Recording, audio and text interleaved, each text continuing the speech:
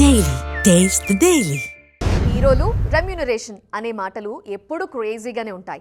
వాళ్ళు ఎంత తీసుకుంటారో, వీళ్ళెంత డిమాండ్ చేస్తారో అనే మాటలు ఎప్పటికప్పుడు ప్రేక్షకుల అటెన్షన్ గ్రాప్ చేస్తూనే ఉంటాయి.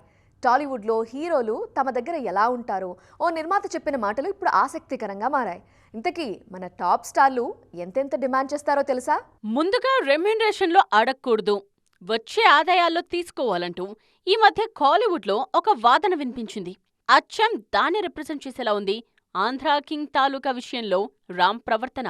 ఈ మూవీకి ఆయన పారితోషికానికి బదులు నైజాం గుంటూరు డిస్ట్రిబ్యూషన్ హక్కుల్ని తీసుకున్నారట. తారక్ ప్రభాస్ అయితే ఎప్పుడు డబ్బుంటే అప్పుడివ్వండి అనే టైప్ అని చెప్పుకొచ్చారు నిర్మాత రవిశంకర్. పుష్ప ఆ రేంజ్ హిట్ అయినప్పుడు రెమ్యూనరేషన్ ఏ రేంజ్ లో ఇచ్చారనే టాపిక్ చాలా కాలం నడిచింది. అయితే పుష్ప సినిమా రిలీజ్ అయిన ఏడాది దాకా అల్లు అర్జున్ కి పూర్తి పారితోషికం ఇవ్వలేదట మేకర్. రంగస్థలం సినిమాకు రామ్ చరణ్ కి ఇవ్వాల్సిన డబ్బులో 4 కోట్లు బ్యాలెన్స్ ఉండిపోయిందట. వాటిని కూడా ఆయన అప్పుడో 20 అప్పుడో 25 తీసుకున్నారట. అంతేకాని ఇస్తేనే చేస్తా అనే డిమాండ్ అస్సలు లేదట. అబ్బాయి విషయం ఇలా ఉంటే బాబాయ్ మాత్రం మీకు మిగిలితేనే ఇవ్వండి అంటారట.